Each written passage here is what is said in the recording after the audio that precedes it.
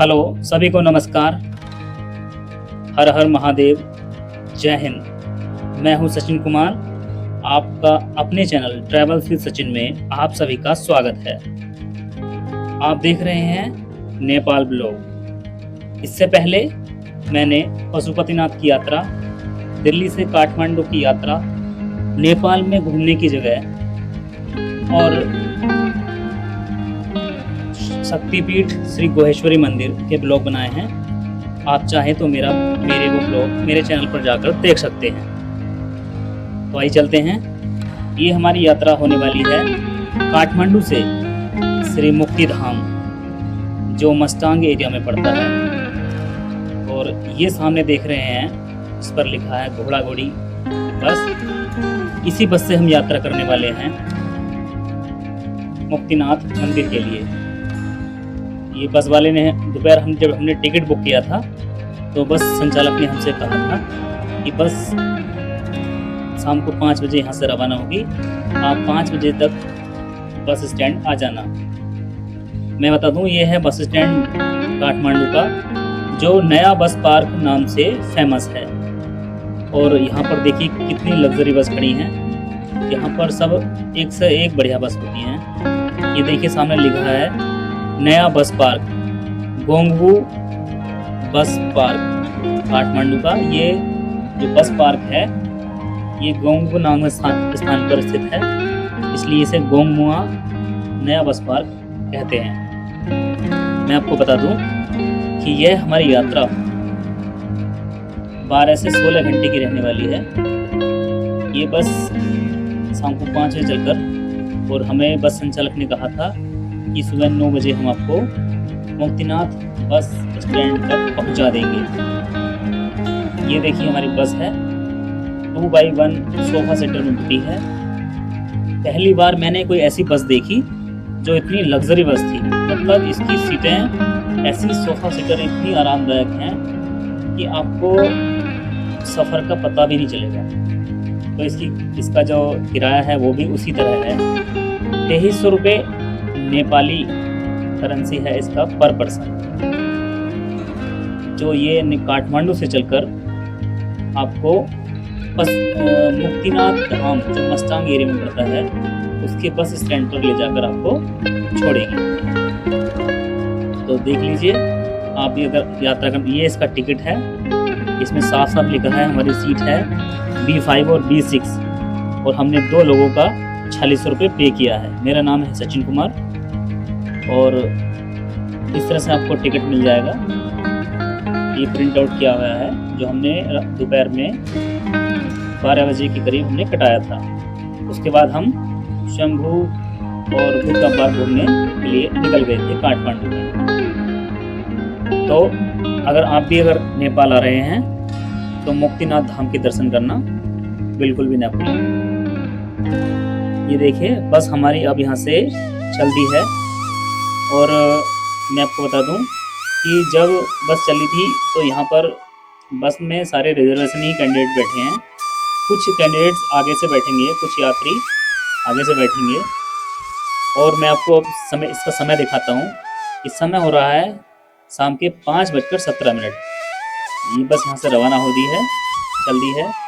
और बीच में ये बस अभी तो काफ़ी यात्रियों को लेगी, उसके बाद चलती रहेगी। और मैं आपको बता दूं कि बस संचालक ने बस समय से निकाल दी और हमें भरोसा दिलाया कि बस सही समय पर वहाँ मुक्तिनाथ धाम में पहुँच जाएगी। आपकी जानकारी के लिए बता दूं कि इस बस में हम 2 और 4 इंडियंस और लोग थे। बाकी पूरी बस नेपालियों से भरी पड़ी थी। ज़्यादातर वहाँ पर जो हमारा मुक्तिनाथ धाम है वो बौद्धों के लिए भी फेमस है। हिंदुओं के साथ साथ बौद्धों के लिए फेमस है, इसलिए वहाँ बौद्ध और हिंदू दोनों ट्रैवल करते हैं और धाम की यात्रा करते हैं और दर्शनों का लाभ उठाते हैं। मैं आपको बता दूं कि बस चलते चलते अभी कुछ ही समय हुआ था, और लगभग दिन छिपने के बाद बस कंडक्टर ने हमें बाहर से होटल से रेस्टोरेंट से पानी की बोतलें लाए और हम सभी को एक एक पानी की बोतल प्रत्येक तीर्थयात्री को दी। इस बस के बारे में मैं आपको बता दूं, ये बस काफ़ी लग्जरी है। बस में यहीं जहाँ बैठे हैं सोफे के साइड में चार्जिंग पॉइंट दिए हुए हैं। देखो ये हमारा डाटा केबल लगा हुआ है, यहीं पे बैठे बैठे हम अपनी मोबाइल चार्ज कर रहे हैं और आपको कहीं दूर जाने की ज़रूरत नहीं थी। जबकि हम नेपाल के बॉर्डर सोनाली बॉर्डर से बैठकर आए थे, तो वहाँ पर मोबाइल चार्ज करने के लिए हमें आगे ड्राइवर के पास सॉकेट लगे हुए थे, वहाँ जाना पड़ रहा था। बट यहाँ ऐसा नहीं है, यहाँ पर आप जहाँ सीट में बैठे हैं तो सीट के पास में ही सॉकेट लगे हैं और आप मोबाइल चार्ज कर सकते हैं। बाकी ये फुल्ली एसी बस है और बहुत ही आरामदायक है। अभी इसमें हम ये देखिए, मैं अपने कैमरे से आपको दिखा रहा हूँ, सामने मेरा चित्र दिखाई दे रहा है। रात में बस एक बार डिनर के लिए रुकी और हमने अच्छे से डिनर किया और बस ने हमें जब हमारी सुबह आँख खुली तो हम देखा अन्नपूर्णा रीजन में पहाड़ों में बस पहुंच चुकी थी और बहुत ही सुंदर दृश्य था। आप भी देखिए इस दृश्य को और आनंद लीजिए। Hello guys, good morning. मैं हूं आज मस्टांग में, जो कि है नेपाल में। और मैं आपको बता दूं, वो सामने हमारे पीछे बस खड़ी है और ये मेरी धर्मपत्नी भजी आ रही है। कितना सुंदर व्यू है, आप भी देखिए और आनंद लीजिए इस नज़ारे का। पीछे ये धर्मपत्नी, पीछे आप देख रहे हैं हिमालयन रेंज, जहाँ पर बर्फ़ पड़ी हुई है और देखिए पीछे एक नदी बह रही है। बहुत ही शानदार व्यू। पीछे ये पेड़ हैं चीड़ के और देवदार के, और यहाँ ये नई सड़क बनी है और मैं जस्ट आपको पीछे दिखाता हूँ व्यू। ये देखिए,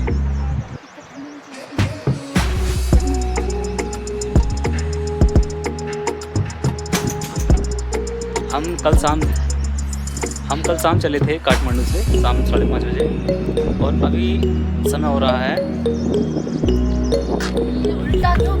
6:53। सुबह के 6:53 हो चुके हैं और हम मस्टांग से अभी कितने किलोमीटर दूर हैं? 50 किलोमीटर दूर हैं। तो हमारी बस लगभग 10:30 या 11 साढ़े 11 बजे मस्टांग का ट्रैक करना होगा ना, 5 घंटे का है। अच्छा हाँ, और ये सीधे हमें मुक्तिनाथ छोड़ेगा, हमें यहाँ का ट्रैक करना पड़ेगा। ये हमारे चीज़ कुछ बताना चाह रही हैं, बोलिए। हेलो, नमस्ते, राधे राधे। हेलो गाइस, हम हैं नेपाल और हम आए हैं मुक्तिनाथ, जो कि अभी मुक्तिनाथ यहाँ से 50 किलोमीटर है। बस 1-1.5 घंटा हमें और लगेगा पहुँचने में। और हमारी जो बस है वो हमें डायरेक्ट मुक्तिनाथ छोड़ेगी। मात्र आधे घंटे का ट्रैक करना पड़ेगा हमें उस बीच में। अगर हमें मस्टांग जाना है, जो चाइना बॉर्डर देखना है, तो उसके लिए हमें 5 घंटे का ट्रैक करना होगा। पर हमें नहीं लगता कि हम वो ट्रैक करेंगे, क्योंकि हमें इसी बस से वापस पोखरा जाना है और हमें पोखरा में 2 नाइट 3 डेज स्टे करना है। और आप हमारे साथ बने रहिए। हम आपको मुक्तिनाथ में अगर वीडियोग्राफी करना अलाउ होगा तो हम आपको जरूर दिखाएंगे। आप भी देखिए कितना सुंदर व्यू है। ये अन्नपूर्णा रीजन है मस्टांग एरिया का, जो नेपाल में स्थित है। पहाड़ों पर बर्फ की चादर बिछी हुई है। सुबह सुबह का मनोरम का दृश्य है। हम तो गदगद हो गए थे। मैं यहीं फ्रेश हुआ था। पानी इतना चिल्ड था कि हाथ जल रहे थे। तो यहाँ पर कुछ लोग आग जलाकर आलाप कर रहे थे, तो मैंने तो वहीं जाके हाथ धोने के पश्चात अपने हाथ देखे और कुछ राहत पाई। उसके बाद मैंने ये कैमरा उठाया और थोड़ा दूर आया और ये व्यू लेने के लिए मैंने लेंस भी चेंज किए और तब जाकर मैंने वीडियो बनाई। वहीं पे एक कपल मौजूद था, उनसे हमने बोला कि भैया हमारी वीडियो बना दो, फ़ोटो खींच दो। तो उन कपल्स ने हमारे फ़ोटो खींच लिए और वीडियो बनाई। इसके बाद बस हमारी वहाँ से चल देती है। चलिए हमारे साथ बने रहिए, हम आपको दिखाएंगे सुंदर सुंदर नज़ारे पहाड़ों के, अन्नपूर्णा रीजन के। ये बस हमारी आगे चलने के बाद एक पहाड़ी एरिया में रुकती है, जहाँ पर पहाड़ का बड़ा ही सुंदर मनोरम दृश्य था। तो वहाँ पर हमने देखा कि इतने सुंदर पहाड़, इतनी सुंदर वादियाँ, इतनी सुंदर सड़कें, और हम एकदम रोमांचित हो गए। हमने वहाँ पर अपना शूट करना शुरू कर दिया और आप भी देखिए और आनंद लीजिए इन नज़ारों के। यहाँ से ये नेपाल का मस्तांग एरिया शुरू हो जाता है। नेपाल के गंडकी प्रांत में स्थित मस्तांग हिमालय की गोद में बसा एक बेहद खूबसूरत और प्राचीन क्षेत्र है। इसे नेपाल का छिपा हुआ खजाना और निषिद्ध साम्राज्य कहते हैं, फॉरबिडन किंगडम भी कहा जाता है। यहाँ की अनूठी संस्कृति, रहस्यमय गुफाएं और प्राकृतिक सौंदर्य इसको पर्यटकों के लिए जन्नत बनाते हैं। मस्तांग के बारे में हम और आपको रोचक जानकारी बताते हैं। इसका एरिया एक पड़ता है लोमनथांग। ऊपरी मुस्तांग कभी लो नाम का एक स्वतंत्र बौद्ध साम्राज्य हुआ करता था। इसकी राजधानी लोमनथांग है, जो चारों तरफ से प्राचीन दीवारों से घिरी हुई है और आज भी तिब्बती संस्कृति का मुख्य केंद्र है। इस स्थान पर प्रवेश पर प्रतिबंध है। 1992 तक बाहरी दुनिया के लोगों के लिए इस क्षेत्र में जाने पर पूरी तरह से रोक थी। आज भी विदेशी पर्यटकों को अपर मस्तांग में घूमने के लिए विशेष परमिट लेना पड़ता है। इसका मुख्यालय जोमसोम है। कहने वाला यह है, ये मस्तांग एक जिला है और इसका मुख्यालय जोमसोम है या इसका राजधानी जोमसोम है। तो आप जो देख रहे हैं यहीं से ये जहाँ हमारी बस खड़ी है, आप जो प्राकृतिक सुंदर नज़ारा देख रहे हैं बर्फ का और यहाँ के पहाड़ों का, ये बस हमारी जोमसोम एयरपोर्ट के पट्टी की जहाँ से स्टार्ट होती है वहाँ पर खड़ी है और ये पूरा एरिया मस्तांग कहलाता है। ये जो आप सड़क देख रहे हैं, ये सड़क पोखरा की तरफ से आ रही है। ये ट्रेन, ये कार ये पोखरा की तरफ से आ रही है। Hello guys, good morning. मैं हूँ अभी मस्तांग वाले रास्ते पर। यह है जो पीछे आप रास्ता देख रहे हैं, ये आ रहा है काठमांडू से और जो आगे की तरफ खड़े हैं ये जाएगा मुक्तिनाथ। मैं आपको बता दूँ, कल हमने शाम 5:30 बजे काठमांडू से यात्रा शुरू की थी और अभी बज रहे हैं सुबह 8:15। और मैं आपको बस दिखा देता हूँ। यह है वो बस जिससे हमने यात्रा शुरू की थी। ये मैं बस की बात खास से बता देता हूँ कि ये बस 2x1 सोफ़ा सीटर है और इसने हमसे चार्ज किए 2300 रुपये पर person from Kathmandu to Muktinath temple. यह मुक्तिनाथ टेम्पल के नीचे हमको ले जाकर छोड़ेगी। अभी बता रहे हैं कि 1 घंटा और लगने वाला है इसे। थोड़ी देर हम यहाँ ब्रेक के लिए रुके हैं और मैं आपको बता दूँ कि बस चलने के समय उन्होंने एक होटल सर्व की थी और रात 10:30 बजे एक ढाबे पर रुकी थी डिनर के लिए। हमने डिनर किया था और आप पीछे नज़ारा देख रहे होंगे, पीछे बर्फ़ जमी है। इधर का नज़ारा देखिए, पूरा पहाड़ बर्फ़ से ढका है और ये जो पीछे रोड आ रही है ये है मुक्तिनाथ से, ये काठमांडू से आ रही है। पीछे एक ट्रैक्टर आ रहा है तो यहाँ का लोकल लगता है, आप भी देखिए।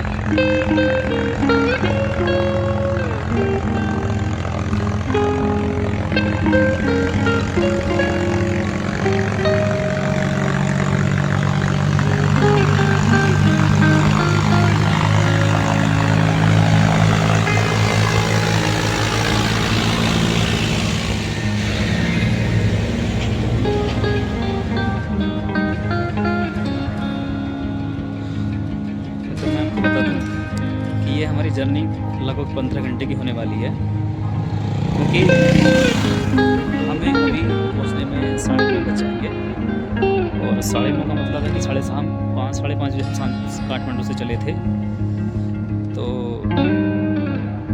5:30 से 12 घंटे हो गए और 4 घंटे और जोड़ लीजिए तो 12-4-16 लगभग 16 घंटे की जर्नी हमारी ये होने वाली है। काफ़ी रोचक अच्छा एक्सपीरियंस है। यहाँ फीलिंग तो ऐसी आ रही है जैसे लेह लद्दाख में आती है। सूखी पहाड़ और कोई हरियाली का नाम निशान नहीं है, बहुत कम नाम निशान है। और देखिए आप किस तरह के पहाड़ हैं यहाँ। घर भी घर बना हुआ है।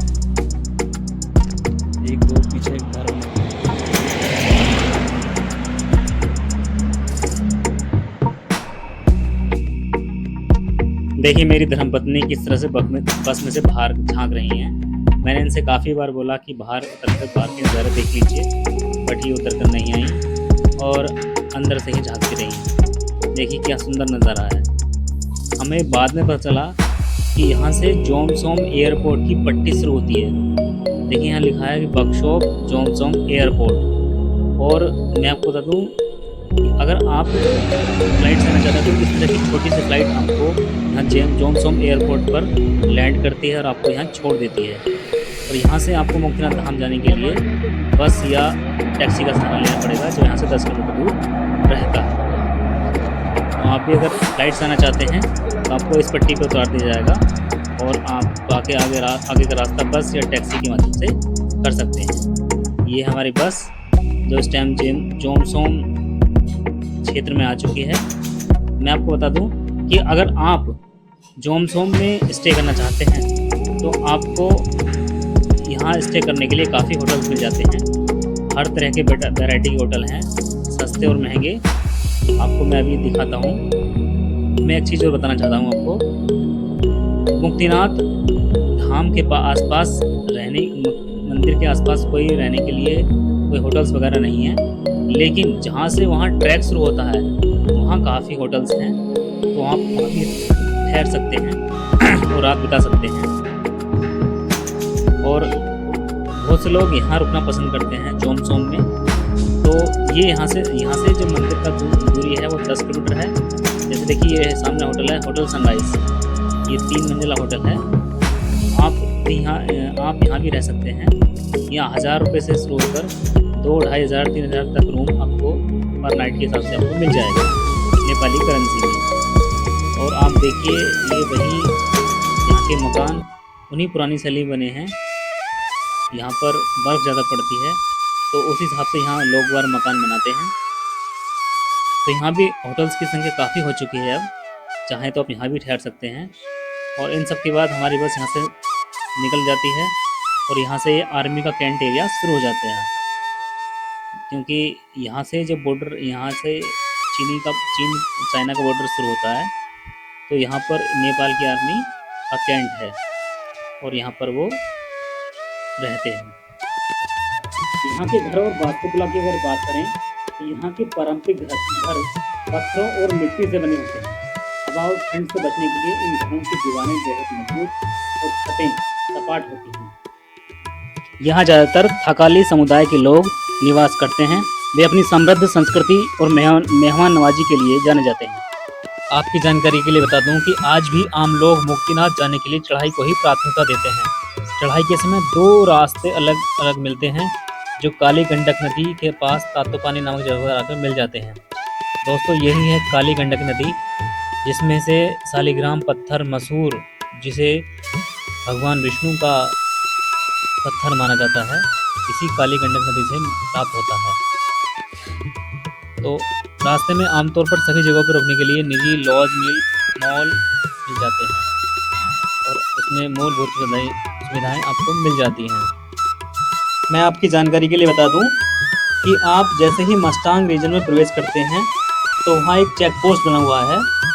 आपको मस्टांग एरिया में घूमने के लिए या ट्रैक करने के लिए आपको परमिट बनाना पड़ता है और परमिट अनिवार्य है।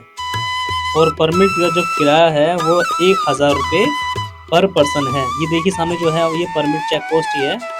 यहाँ पर हम परमिट बनाने के लिए हमारी गाड़ी रुकी है और परमिट बनवाने के लिए 1000 रुपये नेपाली पर पर्सन है। बट इन्होंने हमसे यहाँ 1200 रुपये नेपाली पर पर्सन लिए।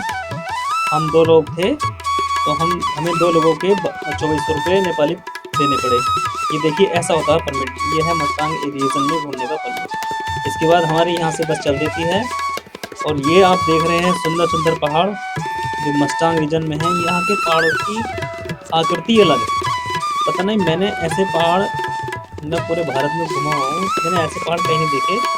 ये ऐसे पहाड़ आपको सिर्फ नेपाल में ही मिलेंगे और नेपाल में भी मस्तांग रीजन में ही मिलेंगे। यहाँ के सूखे सूखे पहाड़ जैसे किसने मार के खड़ा कर दिया हो। और यहाँ के प्रमुख आकर्षणों में मुक्तिनाथ मंदिर ही है। मुक्तिनाथ मंदिर हिंदुओं और बौद्ध धर्म के लोगों के लिए एक पवित्र अत्यंत पवित्र तीर्थ स्थल है। समुद्र तल से लगभग 3800 मीटर की ऊंचाई पर स्थित इस मंदिर में 108 जल के स्रोत हैं। मैं आपको मस्टांग की गुफाओं की बात करते हैं। मंदिर में तो हम बाद में विस्तार से चर्चा करेंगे।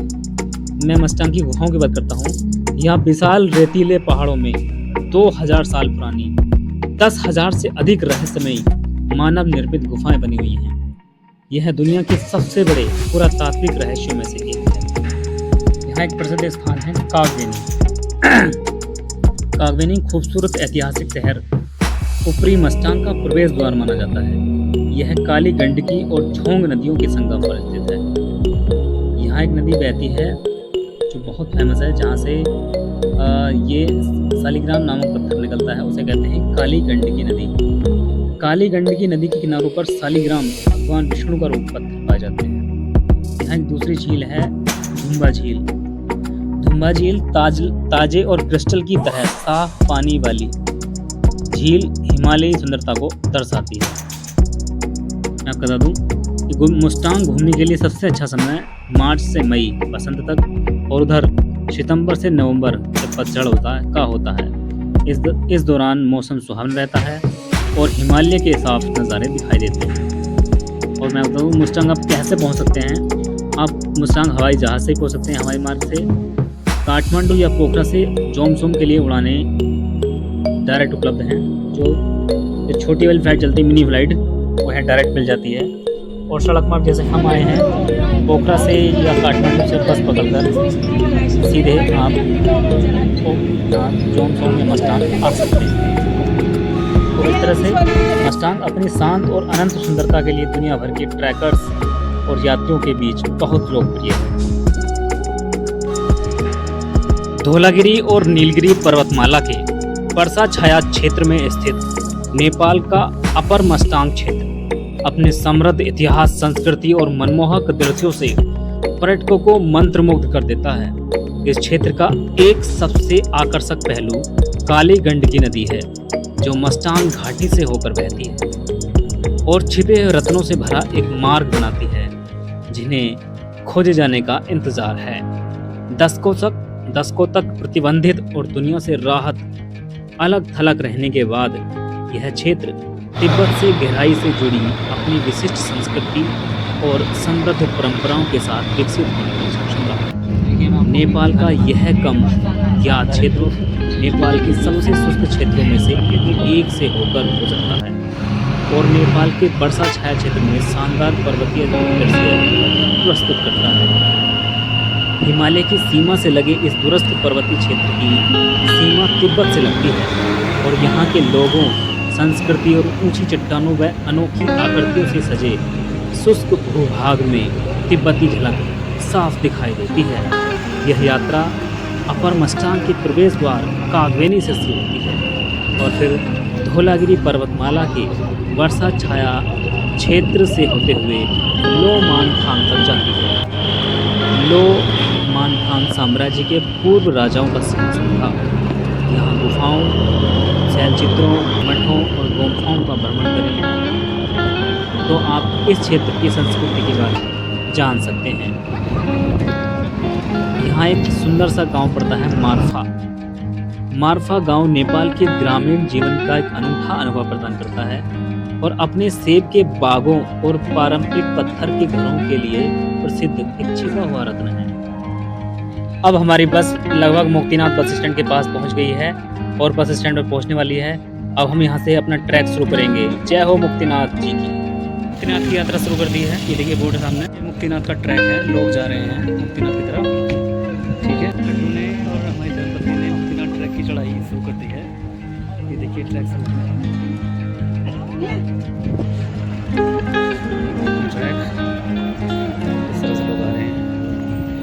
मुक्तिनाथ ट्रैक के लिए ये चार्ज है। आप अगर एक तरफ घोड़ा करते हैं तो नेपाली के आपको 400 रुपये देने पड़ेंगे और विदेशी फॉरेनर को 640 रुपये देने पड़ेंगे। वहीं आप डोली करते हैं, अगर आप नेपाली हैं तो आपको 5,000 रुपये और विदेशी हैं तो 6,400 रुपये देने होंगे। और ये आपका ट्रैक जा रहा है। यहाँ घोड़े खड़े हैं, आप घोड़े खच्चर कुछ भी कर सकते हैं, डोली भी कर सकते हैं। तो आपने इस बोर्ड को देख लिया होगा और आपने व्यू देख रहा है इसका। तो आइए शुरू करते हैं। ट्रैक। ये देखिए कहीं ट्रैक कहीं ऊंचा है कहीं नीचा है और इस तरह से है ये मुक्तिनाथ का ट्रैक। ये मस्तांग ज़िले के अंदर पड़ता है। चाहें तो यहाँ रुक भी सकते हैं। ये देखिए होटल है, hotel Qatar home and restaurant. तो अगर आपका मन है रुकने का है तो आप रुक भी सकते हैं। काफ़ी अच्छे अच्छे होटल बने हुए हैं और ये रास्ता जाता है ट्रैक। एक होटल ये है फोर सीजन्स, काफ़ी अच्छा होटल है, काफ़ी अच्छा व्यू है, बहुत शानदार व्यू। ये ट्रैक शुरू होगा ऊपर जाके, यहाँ है जरूरत नहीं पड़ेगी। हम दीवार पर लिखा हुआ है मुक्तिनाथ जाने बाटो, यानी मुक्तिनाथ जाने का रास्ता। शॉपिंग स्टॉल भी लगे हुए हैं, आप चाहे तो यहाँ शॉपिंग कर सकते हैं। ये है मुक्तिनाथ जाने का रास्ता। सुंदर सुंदर होटल बने हुए हैं।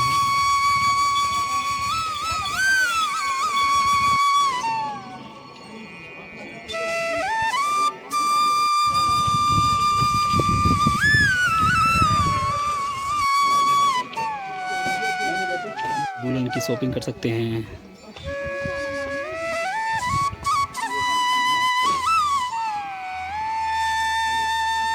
ये है प्रवेश द्वार मुक्तिनाथ का और यहाँ से सीढ़ी शुरू हो रही हैं।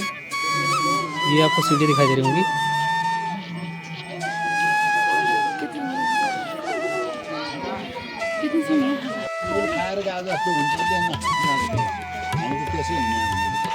मुक्तिनाथ ट्रैक जहाँ से शुरू होता है वहाँ सीढ़ियाँ पर आ गए हैं और हम सीढ़ी चढ़ना शुरू करेंगे। तो आप देख रहे हैं पीछे सीढ़ियाँ हैं ये।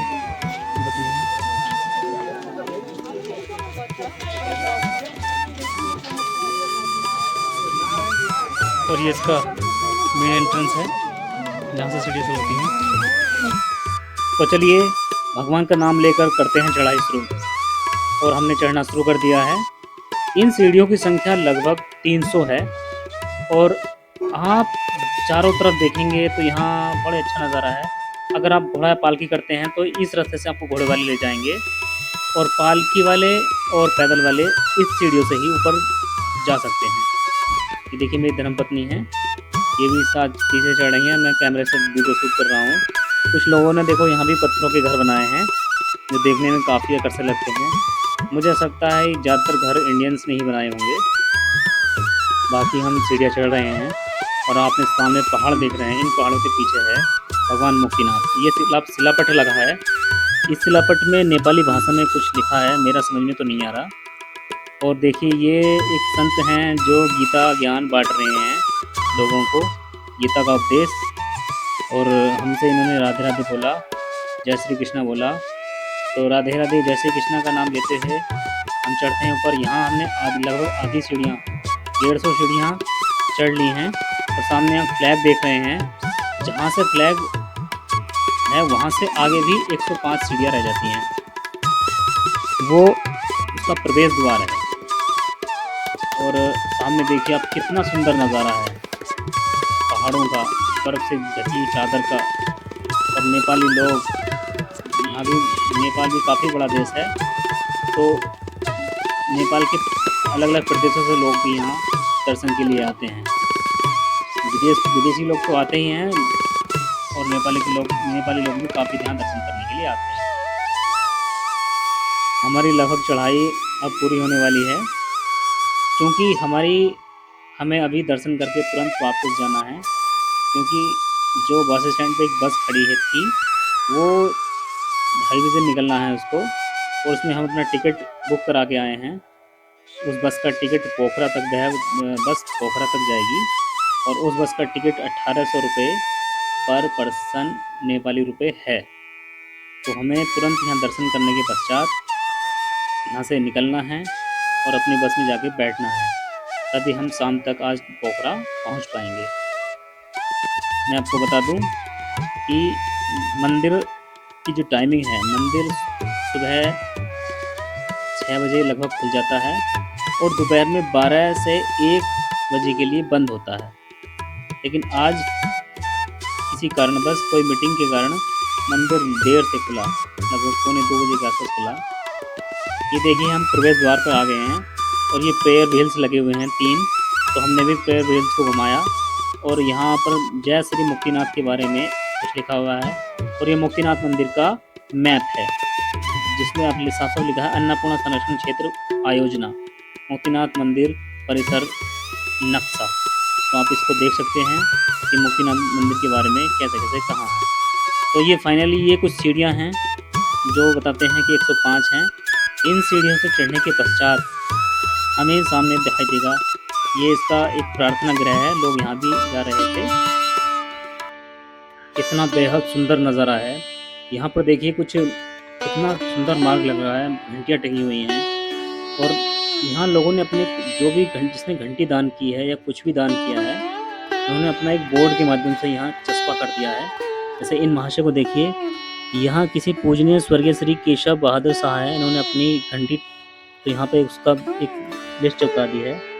और यहीं पे एक ज्वालामाई गोम्फा है जैसे मठ है सामने की तरफ है, तो आप उसके दर्शन कर सकते हैं। और फाइनली ये कुछ ही सीढ़ियाँ बची हैं 4-5, इन्हें पार करने के बाद ये इसका लास्ट मैप है। और आपको अब दर्शन होंगे श्री मुक्तिनाथ धाम की जय हो। ओम नमो भगवते वासुदेवाय नमः। सामने जो आप देख रहे हैं यही है मुक्तिनाथ मंदिर। और ये जो धारा दिखाई दे रही है 108, यही वो प्रसिद्ध धाराएं हैं इनसे स्नान करने से आदमी को मोक्ष की प्राप्ति होती है। और ये ही है मंदिर का प्रवेश द्वार, मुख्य प्रवेश द्वार। आप देखिए भी मंदिर बंद है, लगभग अभी 12 लगभग बज चुके हैं। अंदर मंदिर बंद कर दिया गया है और लाइन लगी रहेगी। और ये है इसके 2 कुंड, पाप कुंड और पुण्य कुंड। ये पहला कुंड है पाप और दूसरा है जिसमें अभी ये मोहतरमा नहाने के लिए जा रही हैं, ये है पुण्य कुंड। यहाँ पर आपको मोक्ष की प्राप्ति हो जाती है। जैसे इसमें आप दोनों में नहाते हैं आपको मोक्ष की प्राप्ति हो जाती है। मंदिर परिसर में ये देखिए लॉकर की भी सुविधा उपलब्ध है। आपको बस अपना एक ताला लाना है या लॉक लाना है, तो आप कुछ भी सामान रख सकते हैं और अपना लॉक लगा सकते हैं। ये देखिए सामने जो आप देख रहे हैं ये सुंदर सा मंदिर है जो बेहद शानदार है। पहाड़ों के बीच पहाड़ों को देखिए, उस पर बिछी हुई बर्फ की चादर को देखिए। ये है मंदिर। ये देखिए मैं हूँ और नहाने के लिए तैयार हूँ। ये जो आप 108 धाराएं देख रहे हैं इसमें मैंने नहाना शुरू कर दिया है। ये देखिए मैं चल रहा हूँ, मेरी मिसेज इस टाइम वीडियो बना रही है। ये 108 गोमुख धाराएं हैं। मैं इस मंदिर के बारे में आपको बता दूं, बौद्ध धर्म और हिंदू धर्म के बीच आपसी सह अस्तित्व का एक उपयुक्त उदाहरण पवित्र तीर्थ स्थल मुक्तिनाथ मंदिर, जिसका अर्थ है मोक्ष का देवता, सदैव आस्था रखने वालों के लिए अत्यंत महत्व रखता है। अत्यंत शांतिपूर्ण पैगोडा शैली में निर्मित मुक्तिनाथ मंदिर तीर्थ यात्रियों के लिए मोक्ष की प्राप्ति का प्रतीक है। हिंदुओं का ऐसा विश्वास है कि भगवान विष्णु ने मुक्तिनाथ मंदिर में मुक्ति अर्थात मोक्ष की प्राप्ति की थी। ये देखिए मेरी धर्मपत्नी है, अब ये नहाएंगी और मैं वीडियो बना रहा हूँ। यह मोक्ष उन्हें वृंदा के सांप से प्राप्त हुआ था, जो जलंधर एक राक्षस था उसकी पत्नी मानी जाती है। इस कारण भगवान विष्णु को मुक्तिनाथ मंदिर में मोक्ष का देवता के रूप में पूजा जाता है। वहीं दूसरी ओर बौद्ध धर्म के अनुयायी भी इस आध्यात्मिक स्थल से गहरा आध्यात्मिक जुड़ाव रखते हैं। उनके अनुसार तिब्बती बौद्ध धर्म के प्रवर्तक गुरु पदम संभव ने यहाँ कई दिनों तक साधना कर जीवन भर के लिए आध्यात्मिक ज्ञान प्राप्त किया था। ये देखिए यही है वह मंदिर जो बौद्ध धर्म और हिंदुओं के लिए दोनों के लिए महत्ता रखता है। और ये इसका परिसर है, आप देख रहे हैं कितनी मात्रा में यहाँ भीड़ एकत्रित है। मैंने जो भी आपको एक दिखाए थे 108 गोमुख, ये वैष्णव तीर्थ स्थलों में भी शामिल किया गया है इनको। 19वीं सदी में स्थापित यह मंदिर हिंदुओं द्वारा पवित्र माना जाता है। यहाँ आप घंटों तक शांतिपूर्ण वातावरण में बैठकर दक्षिण की ओर बर्फ से ढकी अन्नपूर्णा पर्वत श्रृंखला और उत्तर की ओर फैले तिब्बती पठार को निहार सकते हैं। मुक्तिनाथ शब्द 2 शब्दों से मिलकर बना है, मुक्ति जिसका अर्थ है मोक्ष से निर्वाण और नाथ जिसका अर्थ है भगवान या स्वामी। मुक्तिनाथ मंदिर समुद्र तल से 3610 मीटर या यूँ कह लीजिए कि 11872 फीट की ऊंचाई पर स्थित है। यह हिंदू और बौद्ध धर्म दोनों धर्मों के अनुयायी के लिए अत्यंत पूजनीय स्थल के रूप में विश्वविख्यात है। यहाँ आने पर श्रद्धालुओं को मंदिर के पीछे लगभग 7 फीट की ऊंचाई पर बने अर्धवृत्ताकार आकार की दीवार में लगे 108 पत्थर के जलधाराओं देखने को मिलती हैं। ये जलधाराएं बैल के सिर के आकार की होती हैं और एक दूसरे से लगभग 1 फुट की दूरी पर स्थित हैं। इन बैलों के मुख से बहने वाला जल काली गंडकी नदी का अत्यंत ठंडा पानी होता है। ऐसा माना जाता है कि इस जल से स्नान करने वाला मोक्ष की प्राप्ति का एक महत्वपूर्ण साधन है। दुनिया भर से भक्तजन मुक्तिनाथ मंदिर की यात्रा इस एकमात्र उद्देश्य से करते हैं कि उन्हें निर्वाण की प्राप्ति हो सके। ऐसा माना जाता है कि मुक्तिनाथ मंदिर की यात्रा करने से दिव्यता के साधक इस जन्म मरण के चक्र से मुक्ति पा सकते हैं और निर्वाण की ओर अग्रसर हो सकते हैं। हिंदुओं का मानना है कि 4 प्रमुख धार्मिक स्थलों की तीर्थ यात्रा, इसे 4 धाम यात्रा कहा जाता है, पूरी करने के बाद मुक्तिनाथ मंदिर की यात्रा अवश्य करनी चाहिए। यह मंदिर हरे भरे वृक्षों के बीच स्थित है और इसमें पैगोडा शैली का विष्णु मंदिर और एक बौद्ध मठ भी स्थित है। यह आध्यात्मिक स्थल विभिन्न क्षेत्रों के लोगों के द्वारा अलग अलग नामों से जाना जाता है। दक्षिण भारत के लोग इसे मुक्ति धाम के नाम से पुकारते हैं और इसे जीवन में एक बार अवश्य देखने योग्य मानते हैं। हालांकि यह मंदिर आकार में छोटा है, लेकिन इसकी धार्मिक महत्ता अत्यधिक है और यह हजारों श्रद्धालुओं के लिए आत्मिक संतोष का स्रोत है। जहाँ तक भगवान विष्णु की मूर्ति की बात है तो कहा जाता है कि यह मूर्ति सोने की बनी हुई है और इसकी ऊंचाई एक सामान्य पुरुष के बराबर है। जब श्रद्धालु मुक्तिनाथ मंदिर में पूजा अर्चना कर लेते हैं तो वे मंदिर के प्रवेश द्वार पर स्थित मठ की ओर बढ़ सकते हैं। यह एक छोटा सा मठ है जो चमत्कारी अग्नि के लिए प्रसिद्ध है।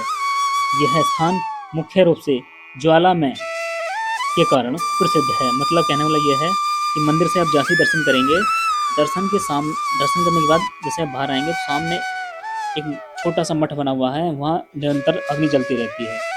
और जो आप सामने दर्शन कर रहे हैं मंदिर के जस्ट बाहर हैं ये 2 कुंड।